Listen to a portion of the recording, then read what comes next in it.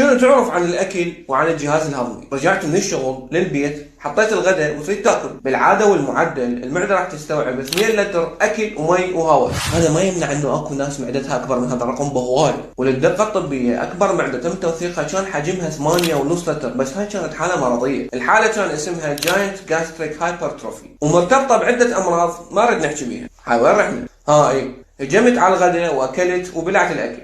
الاكل بالعاده راح يقعد بمعدتك من 2 الى 4 ساعات حتى ينهضم، يتحول للمواد الاوليه اللي يقدر جسمك يمتصها ويستعملها، وبعد ما تخلص فتره الهضم يروح الاكل للامعاء دقيقه حتى الجسم يمتص هاي المواد.